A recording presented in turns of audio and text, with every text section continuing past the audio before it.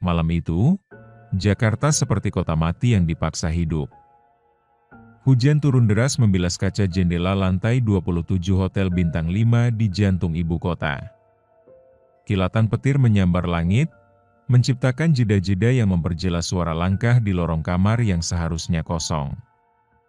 Seorang pria sedang berdiri di balik tirai jendela. Ia bukan orang biasa. Bintang Bollywood.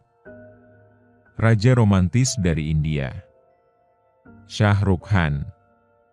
"Tolong, jangan ganggu aku malam ini," bisiknya pada diri sendiri, dalam bahasa Hindi yang tergores lirih di udara yang dingin.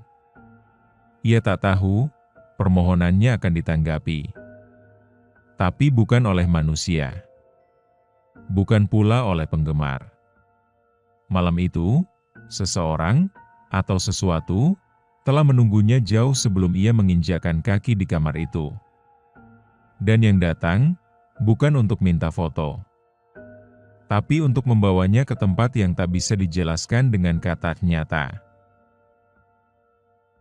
Sebelum memulai kisahnya, pasang earphone-mu, biar horornya terasa lebih nyata. Kalau kamu suka cerita kayak gini, jangan lupa like, komen, subscribe, dan share ke teman-temanmu. Lorong Misteri selalu punya kisah yang siap bikin bulu kuduk merinding. Ketika pesawat pribadi Shah Rukh Khan mendarat di Bandara Soekarno-Hatta malam itu, cuaca buruk bukanlah satu-satunya firasat buruk yang menyelimuti perjalanan ini. Ia datang untuk sebuah acara eksklusif bersama sponsor Indonesia. Tapi entah mengapa, jadwalnya tiba-tiba diubah. Ia diminta menginap di hotel yang lebih privat. Hotel tua yang sudah direnovasi, tapi masih menyisakan lorong-lorong yang sepi seperti sisa masa lalu yang enggan pergi. Resepsionis menyambutnya dengan senyum kaku, matanya sedikit menghindar. "Kamar 2707 ya, Mr. Han? Kami sudah siapkan semua." Shah Rukh hanya mengangguk, senyumnya sopan tapi matanya menyorot curiga. Kenapa tidak ada tamu lain? Kenapa suasananya dingin? Padahal AC belum menyala. Ia naik lift sendirian, ditemani pantulan wajahnya di cermin lift yang seakan berubah bentuk setiap lantai berlalu. Dan ketika pintu kamar terbuka, bau melati menyergap begitu keras seolah ada yang baru saja lewat. Shah Rukh berdiri terpaku. Ada foto tua tergantung miring di dinding kamar. Seorang wanita dengan senyum setengah. Matanya seakan mengikuti siapapun yang melihatnya, ia merasa itu hanya lelah. Jet lag. Tapi malam ini akan membuktikan bahwa ada hal-hal yang tak bisa dijelaskan dengan logika. Karena di kamar itu, Shah Rukh tidak pernah benar-benar sendirian. Setiap kamar hotel punya suara, entah dari AC tua, atap bocor, atau tamu sebelah yang lupa mengecilkan televisi. Tapi malam itu, suara yang didengar Shah Rukh Khan bukan berasal dari hal-hal biasa. Suara itu seperti napas, berat, perlahan, seolah sedang bersembunyi dan menunggu. Dari dalam lemari kayu yang tertutup rapat, terdengar hahaha, panjang, dalam, dan menghantui. Ia berpikir, mungkin staf hotel lupa menutup ventilasi. Tapi, lemari itu tertutup rapat, tak berlubang, dan ketika ia mendekat, udara di kamar berubah. Lebih dingin. Lebih berat. Lalu terdengar bisikan, kecil sekali. "Sini," bukan dalam bahasa Indonesia. Bukan dalam bahasa Hindi. Tapi suara itu bisa dimengerti oleh hatinya, itu bukan suara manusia biasa. Shah Rukh Khan berdiri mematung di depan lemari kayu besar di kamar 2707. Matanya menatap gagang pintu lemari yang bergetar halus, seolah sesuatu dari dalam sedang mencakar. Pelan-pelan, detik demi detik, suara napas itu menjadi lebih nyata. "Siapa di sana?" tanyanya pelan. Tidak ada jawaban. Tapi ia merasa, bukan hanya mendengar, bahwa ada kehadiran yang sedang memperhatikannya dari balik pintu lemari. Ia mundur satu langkah. Tangannya refleks mengambil ponsel, mencoba merekam atau sekadar mengalihkan ketegangan. Tapi layar ponselnya hanya menampilkan noise, seperti terganggu frekuensi. Ia mengetuk lemari itu dengan jari gemetar. Tok, tok. Sunyi. Lalu, lemari terbuka dengan sendirinya, perlahan, tanpa suara berderit, tanpa angin, tanpa sebab. Di dalamnya, hanya pakaian. Tapi di antara gantungan jas dan kemeja yang disediakan hotel, ada satu kebaya putih tergantung di tengah. Bukan miliknya. Bukan milik hotel. Dan dari kebaya itu meneteskan air, setetes demi setetes, seolah baru saja dicuci dari air sumur tua. Syahrukh melangkah mundur. Dadanya sesak. Napasnya memburu. Dan saat ia hendak menutup pintu lemari itu, kebaya itu bergerak sendiri. Seperti ada tubuh yang mengenakannya, tak terlihat, tapi nyata. Ia menutup pintu lemari dengan keras, berlari ke tempat tidur dan menarik selimut, seperti anak kecil yang mencoba menghindari monster. Tapi malam itu, monster bukanlah bayangan. Ia adalah kenyataan. Pagi seharusnya membawa rasa lega. Tapi tidak untuk Syahrukh Khan. Saat matahari menyelinap masuk dari balik tirai, sinarnya tidak menghangatkan, justru memperlihatkan jejak kaki basah dari arah lemari menuju kamar mandi. Ia tak tahu bagaimana jejak itu muncul. Tapi jejak itu bukan miliknya. Terlalu kecil. Terlalu rapat jaraknya, seperti milik seseorang yang berjalan menyeret kakinya. Syahrukh Khan menatap ke cermin besar di dinding. Ingin sekadar memastikan wajahnya masih waras. Tapi yang ia lihat, bukan hanya dirinya. Di belakang, ada sepasang mata. Memandanginya dari bayangan, merah, basah, dan penuh luka. Jam menunjukkan pukul 7.14 pagi. Jakarta mulai ramai, suara kendaraan terdengar samar dari bawah. Tapi di dalam kamar hotel 2707, waktu terasa diam, seperti tidak ada yang berani bergerak. Syahrukh Khan duduk di tepi ranjang, menggenggam liontin kecil milik ibunya, yang selalu ia bawa kemanapun. Ia menggumamkan doa. Tapi entah kenapa, setiap kata yang ia ucapkan seperti tertelan oleh dinding. Ia berjalan pelan ke kamar mandi, mengikuti jejak kaki basah. Lantai keramik dingin menggigit telapak kakinya, dan di sanalah ia berhenti.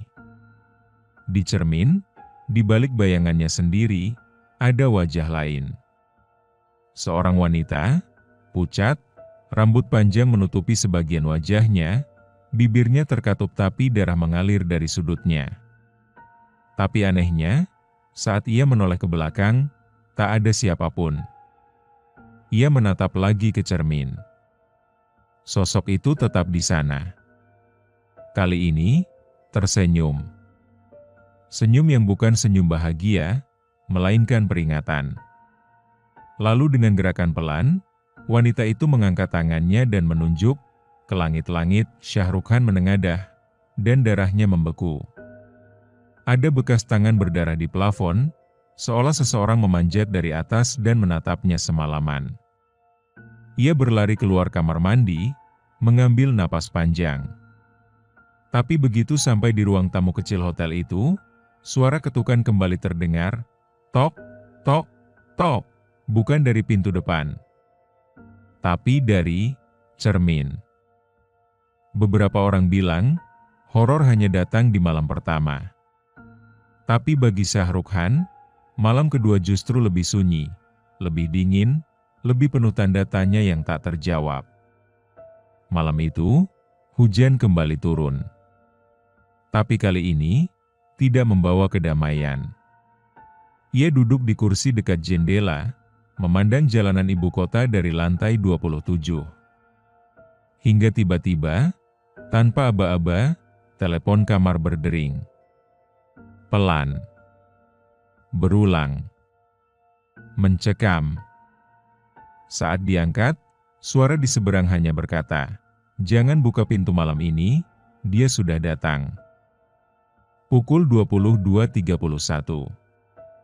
Langit Jakarta seperti dikerat luka. Petir menyambar, 1-2, membelas suara hujan seperti jeritan yang tertahan. Shahrukh Khan, yang mencoba tenang setelah kejadian pagi tadi, berusaha membaca naskah filmnya. Tapi pikirannya tak bisa tenang. Di sekelilingnya, kamar itu terlalu diam, telepon kamar berdering tiba-tiba. Tidak dari meja depan. Tidak dari resepsionis. Hanya suara perempuan, lirih, menakutkan. "Jangan buka pintu malam ini, dia sudah datang." Shahrukh Khan terpaku. Seketika, pintu kamar hotel diketuk 3 kali. Tok, tok, tok. Ia mendekat perlahan. Lubang intip di pintu hanya menunjukkan lorong kosong. Tapi suara ketukan masih terdengar, seperti berasal dari balik dinding. Lalu terdengar tangisan perempuan. Bukan tangisan keras, tapi seperti seseorang yang menangis diam-diam sambil menahan luka. Shahrukh Khan menempelkan telinganya ke pintu, dan saat itulah, suara tangisan berubah jadi teriakan melengking. Ia terpental ke belakang, napasnya tercekat. Seluruh lampu kamar tiba-tiba mati. Dan dari balik kegelapan, ada bayangan wanita perlahan muncul dari ujung ruangan. Bukan masuk lewat pintu, tapi dari dalam dinding. Rambut panjang menutupi wajah, tubuhnya tidak menyentuh tanah, dan saat Shahrukh menyalakan senter dari ponselnya, sosok itu menghilang seketika. Tapi udara di kamar membeku, dan semua kaca, dari cermin hingga jendela, tiba-tiba tertulis satu kalimat, "Dia tak akan pergi sebelum kau ingat siapa dia." Setiap kamar menyimpan rahasia. Tapi kamar 2707 menyimpan kutukan. Malam semakin larut, namun tubuh Shahrukh Khan tak bisa dipaksa tidur. Ketakutan tak memberi ruang bagi lelah. Di tengah kegelisahan, ia membuka laci meja di samping ranjang. Tempat orang biasa menyimpan Alkitab atau buku menu kamar. Tapi yang ia temukan malam itu bukan milik hotel. Sebuah surat tua, kertasnya menguning, hurufnya ditulis tangan dengan tinta yang sudah pudar. Dan surat itu dimulai dengan 3 kata yang membuat napasnya tercekat. Untuk yang datang. Shahrukh Khan duduk di tepi tempat tidur. Tangannya gemetar saat membuka lembaran tua itu. Surat itu ditulis dalam bahasa Indonesia. Namun entah kenapa, setiap kalimat terasa dipahami langsung oleh hati, bukan otak. Ia membacanya perlahan. Untuk yang datang setelahku, jangan percaya pada ketenangan kamar ini. Dia tidak tidur. Dia hanya menunggu tubuh baru. Di bagian bawah surat, tertulis nama, Saraswati Dewi. Nama yang asing, tapi terasa sangat dekat. Bersamaan dengan ia melipat kembali surat itu, terdengar suara seperti benda jatuh dari dalam lemari. Shahrukh Khan membuka lemari itu perlahan. Tidak ada apa-apa, kecuali tumpukan baju hotel yang sebelumnya sudah ia lihat. Tapi kini, di dasar lemari, ada buku kecil berdebu. Saat dibuka, isinya adalah catatan harian singkat, dengan tanggal yang semuanya tertulis di tahun 1994. Di halaman terakhir tertulis, "Aku dengar dia menangis lagi." Di balik tembok. Tapi manajer bilang kamar sebelah kosong. Kamar ini bukan tempat menginap, tapi tempat menunggu mati. Dan di bawah tulisan itu, sebuah kalimat tercoret kasar dengan darah kering, "Aku tidak bunuh diri." Saat itu, cahaya lampu kamar mulai berkedip. Dan dari belakangnya, Shah Rukh Khan mendengar suara perempuan bernyanyi. Lagu berbahasa Jawa. Lembut, sendu, tapi dingin dan mengancam. Kadang, jawaban dari misteri tak ditemukan lewat teknologi, tapi lewat mata orang tua yang menyimpan terlalu banyak rahasia. Pagi itu, Shah Rukh Khan berjalan ke bawah, ke lobi hotel, wajahnya pucat, tubuhnya menggigil bukan karena udara, tapi karena mimpi yang terasa lebih nyata dari hidup. Di sudut lobi, duduk seorang pria tua berseragam staf hotel, terlalu tua untuk masih bekerja. Tapi matanya tajam. Saat Shah Rukh Khan menghampirinya, pria itu langsung berkata, "Kamu dari kamar 2707, ya?" Shah Rukh Khan mengangguk pelan. Dan pelayan tua itu hanya menjawab, "Kamu sudah lihat dia, ya?" Saraswati? Pelayan tua itu bernama Pak Slamet. Usianya sudah lebih dari 70 tahun, dan ia adalah satu-satunya pegawai yang masih tersisa sejak hotel itu berdiri, sebelum reformasi, sebelum Jakarta menjadi Jakarta yang sekarang. Mereka duduk di pojok kafe hotel. Pak Slamet mulai bercerita, suaranya pelan tapi menusuk. Saraswati bukan tamu, dia korban. Dia dulu kerja di hotel ini, pelayan kamar. Orangnya pendiam, sering dapat kamar lantai 27. Ia menghela napas. Tangannya menggenggam cangkir teh yang sudah dingin. Sampai suatu hari, dia ditemukan gantung diri di kamar 2707. Tapi, matanya menatap tajam ke arah Shah Rukh Khan. Kita semua tahu dia nggak bunuh diri. Dia hamil, dan dipaksa diam. Ada laki-laki pejabat yang sering ke kamar itu. Saraswati hanya dijadikan tempat buang nafsu. Shah Rukh Khan mendengarkan dengan dada sesak. Waktu ditemukan, matanya masih terbuka. Dan malam itu, semua lampu di lantai 27 padam. Sejak hari itu, kamar itu dikunci. Tapi beberapa tahun lalu, manajemen baru buka lagi. Alasannya, biar nggak kosong dan berhantu. Ia menatap Shah Rukh Khan, kali ini lebih dalam. Tapi kamu tamu asing pertama yang dia pilih untuk tunjukkan semuanya. Shah Rukh Khan menggigil. Kenapa saya? Pak Slamet menjawab tanpa ragu. Karena kamu pernah bilang di wawancara, aku percaya pada cinta yang tidak adil. Saraswati dengar. Dia ingin ceritanya, dicintai dan dipercaya. Di kamar hotel yang sama, di tempat yang katanya modern, nyaman, dan bintang 5. Ada dinding yang tidak bisa dilap. Ada noda yang tidak bisa hilang. Dan ada nama yang terus ditulis oleh tangan yang sudah lama membusuk. Shah Rukh Khan kembali ke kamar 2707 setelah mendengar kisah Saraswati. Tapi kali ini, ada rasa lain yang mengalir dalam nadinya, bukan lagi takut, tapi iba. Dan ketika malam datang, dinding kamar itu kembali berbicara, jam menunjukkan pukul 1.02 dini hari. Lampu kamar padam satu persatu, meskipun saklar belum disentuh. Suara hujan di luar seperti berubah, bukan lagi deras, tapi seperti ketukan jari yang pelan di kaca. Shah Rukh Khan tak tidur. Ia duduk di lantai, punggung bersandar ke tempat tidur. Lalu, aroma anyir tiba-tiba memenuhi kamar. Bukan wangi khas hotel, tapi bau darah lama. Ia bangkit, berjalan ke arah dinding di samping meja rias. Dan di sana, perlahan-lahan, seolah ada tangan tak terlihat yang sedang menulis, muncul huruf-huruf dari cairan merah yang menetes dari langit-langit. Saya tidak hilang. Lalu kalimat kedua menyusul. Mereka yang membuat saya hilang. Shah Rukh Khan gemetar. Tangannya meraba huruf-huruf itu, masih hangat. Ia mengambil handuk dan mencoba menghapus tulisan itu. Tapi setiap kali dihapus, hurufnya muncul lagi, lebih tebal, dan kali ini menambahkan satu kalimat terakhir, "Bantu saya pulang."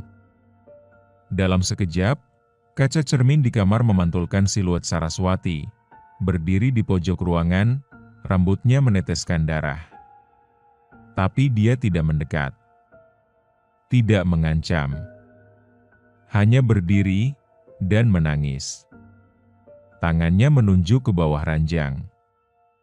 Dengan ragu, Shah Rukh Khan menunduk, mengangkat penutup kasur, dan menemukan kain jarik batik robek dengan tulisan yang disulam tangan, "Bayi saya belum lahir." Tak semua makam memiliki batu nisan. Tak semua jasad berhak atas nama. Ada tubuh-tubuh yang dikubur diam-diam di tanah liar, jauh dari doa karena kematiannya adalah aib bagi yang hidup. Dan pagi itu, Shah Rukh Khan menumpang taksi tua menuju sudut Jakarta yang tak ada di peta wisata.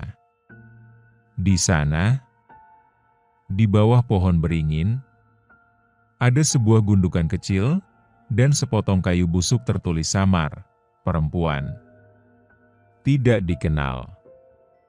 Ditemani Pak Slamet, Shah Rukh Khan tiba di sebuah pekuburan tak resmi, dekat rawa-rawa di ujung Jakarta Timur. Tempat itu sunyi, hanya suara angin dan dedaunan yang merintih. Pak Slamet menunjuk sebuah titik di antara rerumputan liar. Dulu, pihak hotel dan pejabat yang terlibat suruh kubur dia diam-diam di sini. Katanya biar cepat hilang beritanya. Shah Rukh Khan berdiri terpaku di depan makam tak bernama. Udara mendadak dingin. Dari sakunya, ia keluarkan potongan jarik robek yang ditemukan di bawah ranjang malam sebelumnya. Ia letakkan di atas tanah makam, angin berhenti. Sunyi meraja, dan tiba-tiba, dari tanah yang lembab itu, muncul suara pelan, seperti gumaman perempuan. "Terima kasih." Shah Rukh Khan terdiam. Matanya berkaca. Ia memejamkan mata dan membaca doa dalam bahasa yang bukan miliknya. Tapi, entah kenapa, terasa sampai. Tetes air mata jatuh ke tanah. Saat ia membuka mata, samar-samar ia melihat sosok Saraswati berdiri di seberang jalan tanah. Kali ini, senyumnya ada. Lalu ia berbalik, berjalan pelan ke balik kabut. Dan hilang. Beberapa cerita terlalu berat untuk diceritakan. Tapi jika tidak ada yang bicara, maka kebenaran akan dikubur untuk kedua kalinya. Hari itu, puluhan awak media berkumpul di ballroom hotel. Mereka mengira akan mendengar kabar soal proyek film baru, atau kabar Shah Rukh Khan yang terserang flu karena kelelahan. Tapi tidak ada yang menduga bahwa hari itu, mereka akan menjadi saksi dibukanya luka lama. Shah Rukh Khan berdiri, menggenggam mikrofon dengan tangan gemetar. Lalu dengan suara pelan namun mantap, ia berkata, "Saya tidak di sini untuk bicara soal film. Saya di sini untuk bicara soal kebenaran. Tentang Saraswati." Ruangan itu mendadak hening. Kamera terus menyala, namun suasana berubah. Para wartawan saling berpandangan. Shah Rukh Khan melanjutkan ceritanya. Ia mulai dari kamar 2707. Tentang suara tangisan. Tentang surat di laci. Tentang tangan berdarah yang menulis pesan di dinding. Beberapa wartawan tertawa kecil, mengira itu sekadar PR stunt. Tapi ketika ia memperlihatkan kain jarik robek, surat tulisan tangan, dan lokasi makam tanpa nisan, suasana langsung berubah, beberapa mata mulai berkaca. Dan ketika Shah Rukh Khan berkata, "Saya mungkin bukan siapa-siapa di negara ini, tapi saya percaya yang mati tidak akan pernah benar-benar mati kalau kita tidak mendengar mereka." Ballroom hotel yang megah itu terasa seperti tempat peringatan. Setelah sesi usai, banyak media internasional menulisnya sebagai konferensi pers paling aneh dalam sejarah perfilman. Tapi beberapa jurnalis lokal, mereka mulai menggali. Dan seminggu kemudian, muncul laporan investigasi lama yang pernah ditahan oleh kepolisian tentang kasus pelayan hotel hamil yang hilang di tahun 1994. Namanya Saraswati Dewi. Beberapa pesan tidak dikirim lewat pos, tidak pula lewat email atau aplikasi, tapi lewat mimpi dan lewat hati yang siap untuk mendengar. 3 hari setelah konferensi pers itu, Shah Rukh Khan mulai bisa tidur nyenyak. Tapi di malam keempat, ia bermimpi, dan di mimpinya itu ada cahaya, bukan gelap.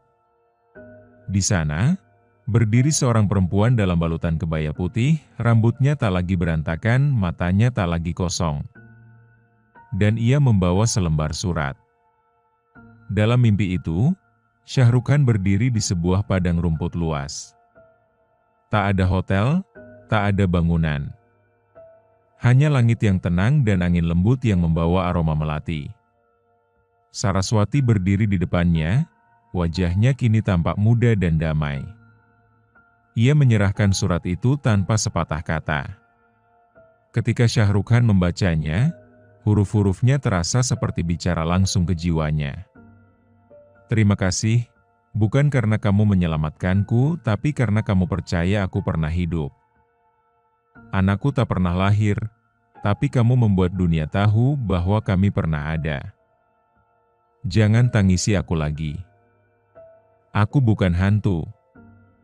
Aku adalah peringatan bahwa keadilan bisa datang, bahkan lewat mimpi seorang asing. Surat itu menghilang pelan dari tangannya. Saraswati mendekat, menyentuh dada Shah Rukh Khan, dan berkata, "Kamu pulang, ya?" "Aku sudah pulang." Lalu ia membalikkan badan dan berjalan menjauh, menyatu dengan cahaya. Saat Shah Rukh Khan terbangun, dadanya basah oleh air mata. Tapi di dalam dirinya ada sesuatu yang akhirnya lega. Ada perjalanan yang membawa tubuhmu pulang, tapi jiwamu tertinggal. Setelah semua yang terjadi di Jakarta, tangisan, luka, dan pesan dari alam yang tak kasat mata, Shah Rukh Khan naik pesawat kembali ke Mumbai. Ia kembali ke negerinya, ke rumahnya. Ke keramaian, ke sorotan kamera. Tapi untuk pertama kalinya, ia merasa seperti orang asing di tanah sendiri. Karena hati yang pernah disentuh kebenaran, tidak bisa lagi hidup dalam kebohongan. Bandara Mumbai ramai seperti biasa. Sorak-sorai fans menyambutnya, kru produksi menghujani dengan jadwal baru, para pewarta menodongkan mikrofon. Tapi wajah Shah Rukh Khan kosong. Ada hal yang tidak bisa ia bawa pulang. Suara Saraswati. Wajahnya. Makam tanpa nisan itu. Di kamar pribadinya, ia duduk diam menatap dinding. Dan tanpa sadar, ia mulai menulis. Bukan naskah film, tapi kisah. Ia menulis ulang semua yang ia alami, tanpa sensasi, tanpa dramatisasi. Ia ingin satu hal saja, kalau nanti aku mati, setidaknya aku pernah jadi saksi untuk satu jiwa yang nyaris dilupakan. Setiap malam, ia bermimpi tentang hotel itu. Tapi bukan mimpi buruk, melainkan kenangan pilu yang anehnya memberi kekuatan. Ia mulai berbicara di berbagai kesempatan, bukan soal film, tapi soal kebenaran, luka perempuan, dan ketidakadilan yang dibiarkan hidup terlalu lama. Sebagian publik mencibir, sebagian memuji. Tapi Shah Rukh tak peduli. Karena setelah bertemu Saraswati, ia tahu yang benar tidak selalu disukai. Tapi ia tetap harus disuarakan. Ada cerita yang terlalu berani untuk dunia ini. Terlalu jujur untuk ditayangkan. Setelah kembali ke India, Shah Rukh Khan tak bisa lagi menelan skrip kosong tentang cinta palsu dan pahlawan palsu. Ia ingin membuat film. Bukan tentang hantu, tapi tentang kebenaran yang berani menampakkan wajahnya dalam wujud menyeramkan. Tentang Saraswati. Tentang seorang perempuan Indonesia yang diperkosa, dibunuh, dan dilupakan. Tapi ketika naskahnya selesai dan proposal masuk ke studio-studio besar, yang ia terima bukan tepuk tangan, melainkan ancaman. Produser pertamanya membacanya setengah jalan dan berkata, "Kamu gila, Syah. Ini bisa bikin kariermu habis." Distributor menolak. Investor takut. Bahkan beberapa stasiun televisi membatalkan kontrak kerja. Seolah, kisah Saraswati adalah racun bagi dunia hiburan yang manis di permukaan. Lalu suatu malam, Shah Rukh Khan menemukan sampul naskahnya dirobek. Di atas meja kerjanya, ada satu kertas kecil tertulis tangan, "Jangan hidupkan yang sudah mati." Tapi Shah Rukh tak gentar. Ia tahu, ketika banyak yang takut pada sebuah cerita, itu artinya cerita itu punya kekuatan. Ia mencoba crowdfunding. Ia bicara di podcast. Tapi sensor datang dari banyak arah. Bahkan pemerintah pun menyarankan agar ia mengalihkan fokus. Sampai suatu hari, proyek itu dibatalkan sepenuhnya.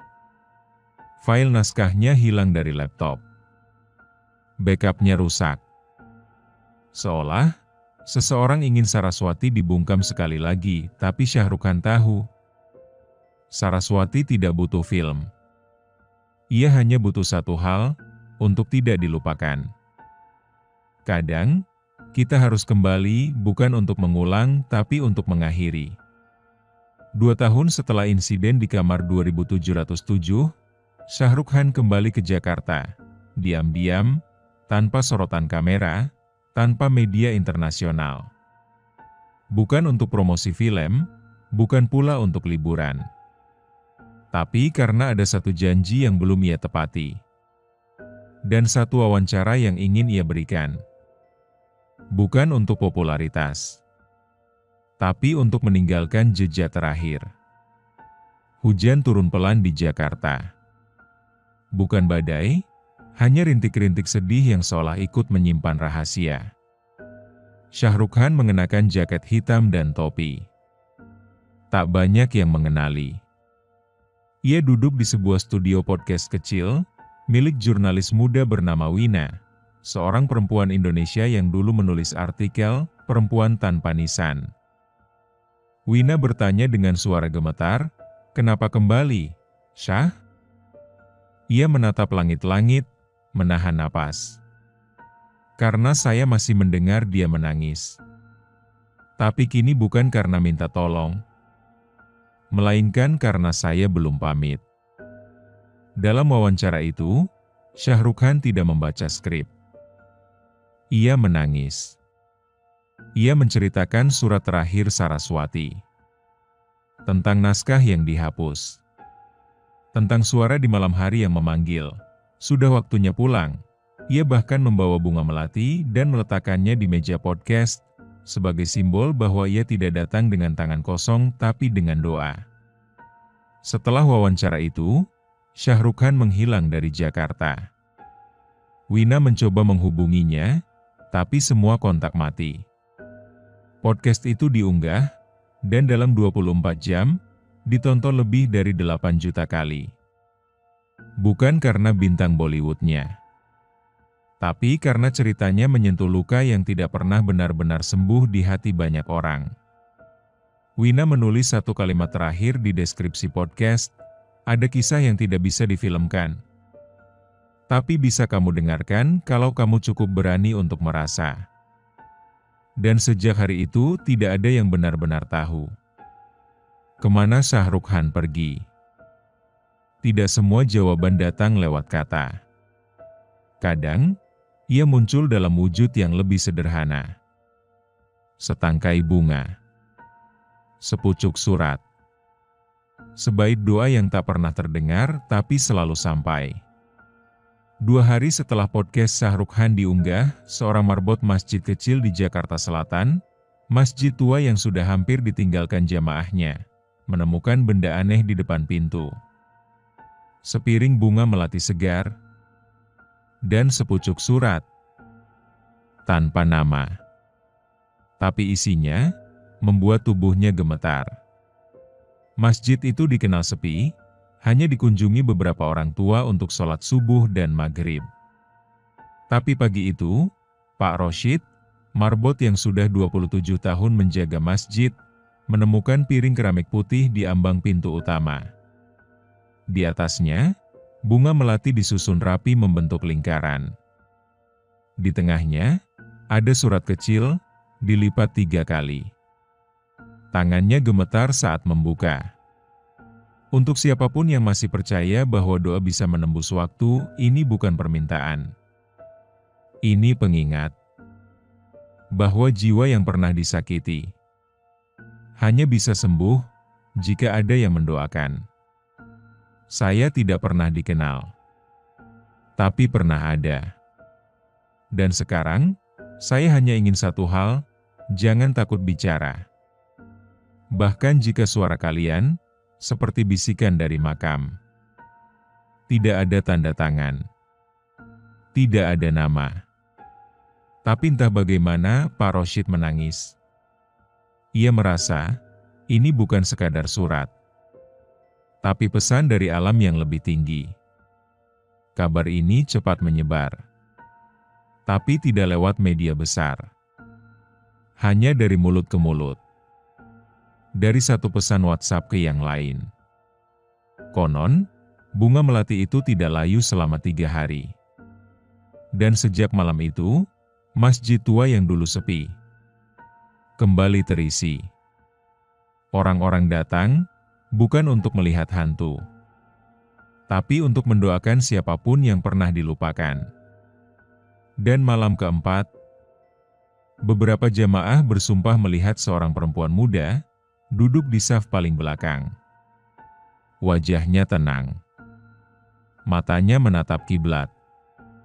Tapi ketika ditanya oleh jamaah, ia hanya tersenyum dan berkata, "Saya cuma numpang pulang." Lalu, menghilang. Kita tidak selalu menulis surat dengan tangan kita sendiri. Kadang, takdir menuliskannya lewat kita. Wina, jurnalis muda yang mewawancarai Shahrukh Khan, merasa ada sesuatu yang belum selesai. Seperti potongan puzzle terakhir yang hilang. Malam itu, entah mengapa, langkahnya membawanya ke halaman belakang hotel tua di Jakarta. Tempat di mana pernah ditemukan tulang belulang tanpa nama. Tapi apa yang ia temukan di sana? Bukan tulang. Bukan hantu. Melainkan sepucuk surat, tertancap di tanah lembab dan yang membuatnya nyaris pingsan, adalah namanya sendiri yang tertulis sebagai pengirim. Malam itu langit Jakarta berawan, tanpa bintang, seolah langit pun enggan menyaksikan. Wina berjalan pelan, menyusuri lorong hotel yang dulu menjadi titik awal cerita horor ini. Ia membawa lilin kecil, bukan senter. Karena katanya, hantu lebih jujur pada cahaya alami. Di belakang hotel, ada gundukan kecil yang tak pernah benar-benar dijadikan makam resmi. Hanya ditandai batu, tanpa nisan. Tapi semua yang tahu cerita ini, tahu siapa yang bersemayam di situ. Saraswati. Di atas batu itu, ada satu amplop lusuh. Dibungkus plastik, dililit benang merah. Wina membukanya perlahan. Dan membaca, "Untukmu yang pernah menulis tentangku. Terima kasih. Aku sudah tidak sendiri lagi. Tapi ada satu kisah lagi yang harus kau tulis. Bukan tentang aku, tapi tentangmu. Tentang keberanian yang lahir dari ketakutan. Tinta paling kuat adalah air mata. Maka menulislah. Sebelum kamu juga dilupakan. dan di bawahnya tertulis dengan jelas, Wina AF. Wina menangis. Tapi bukan karena takut. Justru karena ia merasa diakui. Surat itu bukan ancaman, tapi amanah. Sejak malam itu, Wina menghilang dari media sosial. Tapi 1 tahun kemudian, terbit buku berjudul Yang Tidak Dikenal, Tapi Pernah Dicintai. Di dalamnya, tidak ada nama Saraswati. Tidak ada kata kuntilanak.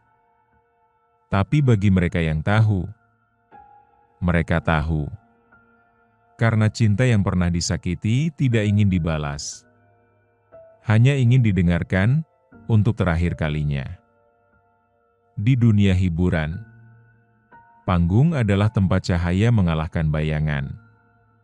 Tapi tidak semua panggung diciptakan untuk bersinar. Beberapa dibangun hanya untuk menyaksikan kegelapan. Ketika rencana gala film dokumenter Shah Rukh Khan mulai disusun secara diam-diam oleh tim pendukungnya, mereka menyewa satu teater tua di Jakarta. Tapi malam geladi resik berubah menjadi malam keheningan yang mencekik. Karena saat lampu menyala, satu kursi di barisan depan tidak pernah kosong. Meski tidak ada yang pernah menjual tiket untuknya. Teater itu berada di daerah Cikini. Sudah tua, berdebu, tapi megah. Banyak pertunjukan teater lama lahir dari sana. Tim dokumenter Shah Rukh Khan, tanpa campur tangan media India atau korporat besar, berencana menggelar pemutaran terbatas. Hanya 99 kursi. Tapi pada malam geladi resik, jumlah yang hadir hanya 6 orang kru. Mereka menyalakan proyektor, mengetes lampu sorot, dan mencoba mengatur pencahayaan. Salah satu kru teknis memeriksa rekaman kamera CCTV di ruang operator. Dan ia terdiam. Karena ada seseorang duduk di kursi A1, gaun putih. Rambut panjang. Matanya tertuju ke panggung kosong dan wajahnya tidak punya bentuk. Mereka pikir itu error. Tapi ketika salah satu kru turun ke ruang penonton, kursi A1 memang hangat. Seolah baru saja ditinggali. Mereka mencoba mengabaikannya. Tapi dalam setiap sesi uji coba, bayangan perempuan itu selalu tertangkap kamera, duduk di tempat yang sama. Sampai akhirnya, malam sebelum gala, panggung itu ditutup mendadak. Pemilik gedung berkata, "Kalian tidak tahu sejarah gedung ini. Panggung ini pernah jadi tempat bunuh diri seorang pemain wanita. Karena diperkosa oleh produsernya sendiri. Mayatnya tidak pernah ditemukan. Hanya darah dan bunga melati. Nama aktris itu tidak ada yang tahu. Tapi sebagian orang percaya, dia adalah bagian dari cerita Saraswati. Karena setiap kali layar hendak diputar, proyektor mati. Dan suara bisikan mengisi ruang gelap, aku tidak ingin ditonton. Aku ingin diadili." Gala dibatalkan. Film dokumenter Shah Rukh Khan tidak pernah diputar secara publik. Tapi rekaman kejadian itu bocor ke internet. Dan ditonton jutaan orang. Bukan karena kehebatannya, tapi karena satu penampakan yang membuat siapapun sadar, tidak semua panggung ingin dipijak. Ada panggung yang dibangun hanya untuk menampung tangis. Dan malam itu, tangisan itu kembali terdengar. Bukan dari film Tapi dari perempuan yang tidak ingin dikenal, tapi ingin dibela. Tidak semua warisan ditinggalkan dalam bentuk harta. Kadang, yang diwariskan adalah kenangan. Atau lebih menyeramkan lagi, dendam yang belum selesai. Di sebuah panti asuhan tua di Jawa Barat, tinggal seorang anak perempuan berusia 6 tahun. Lahir tanpa akta. Ditemukan di depan masjid, terbungkus kain putih. Tapi yang membuat pengasuhnya merinding bukan karena itu, melainkan karena Anak itu kerap mengigau dalam tidurnya. Menyebut satu nama, Shah Rukh Khan, padahal ia tak pernah menonton televisi. Apalagi film India. Panti itu sederhana, dikelilingi sawah dan pagar bambu. Dikelola oleh seorang ibu tua bernama Bu Raminah. Anak-anak di sana tidak punya identitas resmi, tapi semua diberi nama oleh Bu Raminah. Anak itu diberi nama Sekar. Karena saat ditemukan, di dadanya ada setangkai melati yang belum layu. Sekar anak yang pendiam. Tidak suka bermain. Tapi pintar. Terutama dalam menulis puisi. Puisi-puisinya aneh. Terlalu dewasa. Terlalu penuh luka. Salah satunya dibaca Bu Raminah, "Aku pernah dikurung, tapi bukan di kamar. Aku pernah menangis, tapi tidak dengan air mata. Ayahku adalah cahaya, tapi aku lahir dari bayangan." Dan yang membuat semuanya kacau adalah malam ketika Sekar kerasukan. Ia menatap Bu Raminah dan berkata dengan suara wanita dewasa, "Katakan pada Shah Rukh Khan, aku tidak marah. Aku hanya ingin dia tahu. Aku memaafkan. Tapi aku tidak bisa pergi. Karena darahku masih di sini." Sejak kejadian itu, panti asuhan itu mulai berubah. Bunga melati tumbuh liar di pekarangannya. Dan Sekar kini menggambar lebih sering. Salah satu gambar yang ditemukan pengurus, seorang perempuan berkebaya putih memegang tangan anak kecil. Di belakang mereka, ada sosok laki-laki berbaju hitam. Wajahnya adalah Shah Rukh Khan. Tapi matanya menangis. Tidak semua warisan ditinggalkan dalam bentuk harta. Kadang, yang diwariskan adalah kenangan. Atau lebih menyeramkan lagi, dendam yang belum selesai. Di sebuah panti asuhan tua di Jawa Barat, tinggal seorang anak perempuan berusia 6 tahun. Lahir tanpa akta. Ditemukan di depan masjid, terbungkus kain putih. Tapi yang membuat pengasuhnya merinding bukan karena itu, melainkan karena anak itu kerap mengigau dalam tidurnya. Menyebut satu nama, Shah Rukh Khan, padahal ia tak pernah menonton televisi. Apalagi film India. Panti itu sederhana, dikelilingi sawah dan pagar bambu. Dikelola oleh seorang ibu tua bernama Bu Raminah. Anak-anak di sana tidak punya identitas resmi, tapi semua diberi nama oleh Bu Raminah. Anak itu diberi nama Sekar. Karena saat ditemukan, di dadanya ada setangkai melati yang belum layu. Sekar anak yang pendiam. Tidak suka bermain. Tapi pintar. Terutama dalam menulis puisi. Puisi-puisinya aneh. Terlalu dewasa. Terlalu penuh luka. Salah satunya dibaca Bu Raminah, "Aku pernah dikurung, tapi bukan di kamar. Aku pernah menangis, tapi tidak dengan air mata. Ayahku adalah cahaya, tapi aku lahir dari bayangan." Dan yang membuat semuanya kacau adalah malam ketika Sekar kerasukan. Ia menatap Bu Raminah dan berkata dengan suara wanita dewasa, "Katakan pada Shah Rukh Khan, aku tidak marah. Aku hanya ingin dia tahu.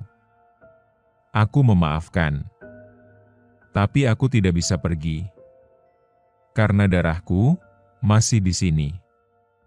Sejak kejadian itu, panti asuhan itu mulai berubah. Bunga melati tumbuh liar di pekarangannya.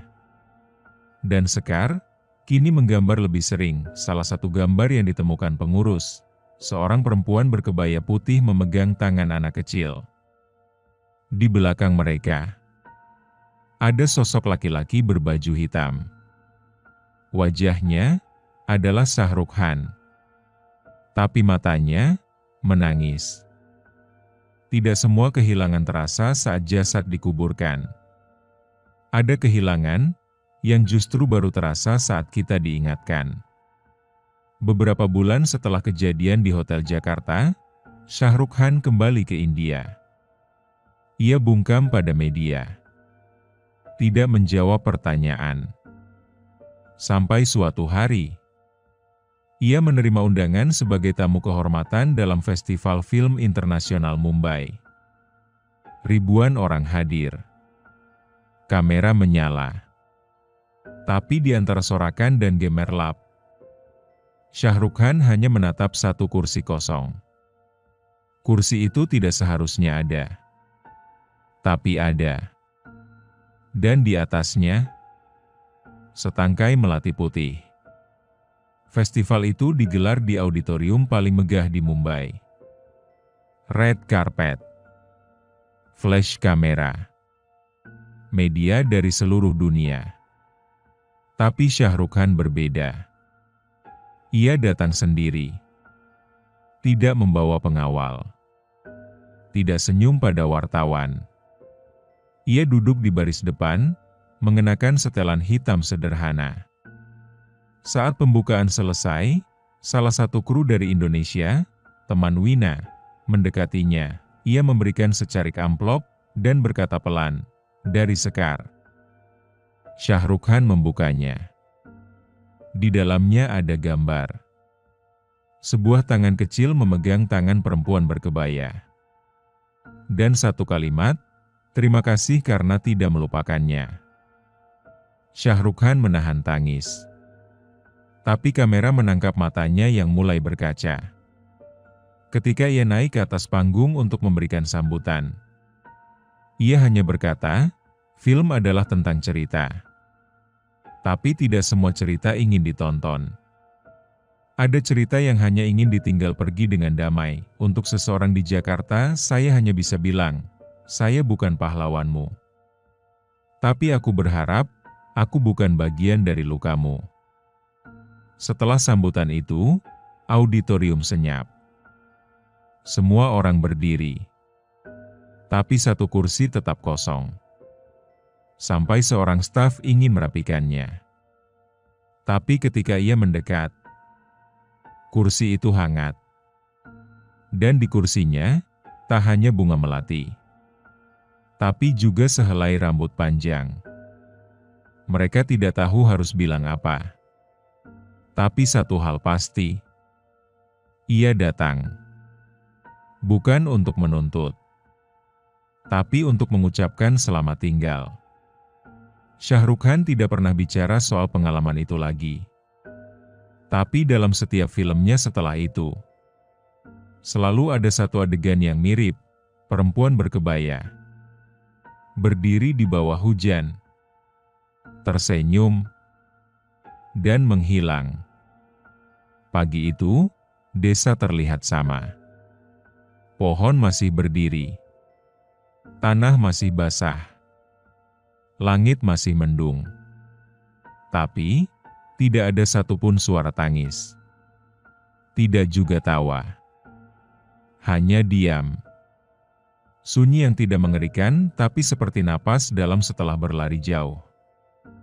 Pak Manan dimakamkan dengan sederhana. Tidak ada keluarga. Tidak ada istri. Tidak ada anak. Tapi satu persatu warga datang. Mereka tidak membawa bunga, melainkan lembaran kertas kosong. Setelah membaca buku catatan Pak Manan, warga merasa, mereka juga ingin menulis sesuatu. Bukan untuk orang lain, tapi untuk diri mereka sendiri. Satu persatu, ibu-ibu, bapak-bapak, bahkan anak muda yang belum tahu banyak tentang hidup menulis surat. Bukan surat permintaan maaf. Bukan surat pengakuan. Tapi surat pelepasan.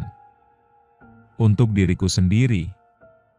Aku maafkan kamu, karena kamu sudah berusaha sekuat tenaga. Untuk masa laluku, aku tidak akan lupakan kamu. Tapi aku tidak akan tinggal di sana lagi.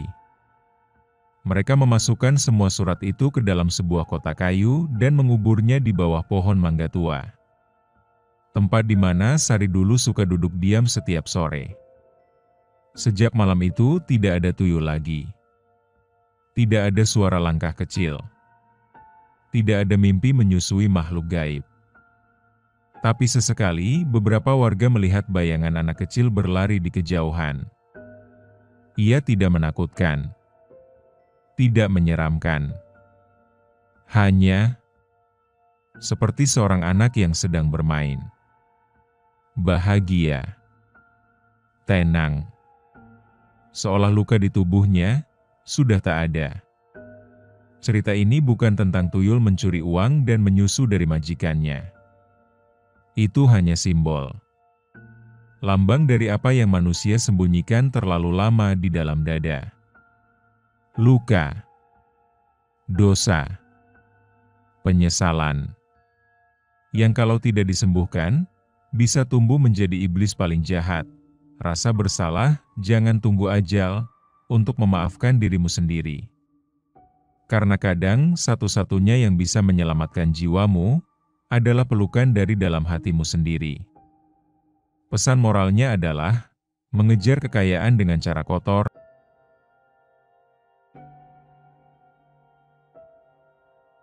Terima kasih sudah mendengarkan kisah ini sampai habis. Jangan lupa like, komen, subscribe, dan share ke teman-temanmu. Lorong Misteri akan selalu punya kisah yang siap bikin bulu kuduk merinding, dan jika mau request judul cerita, silahkan komen di kolom komentar di bawah. Kami akan buatkan untuk kalian.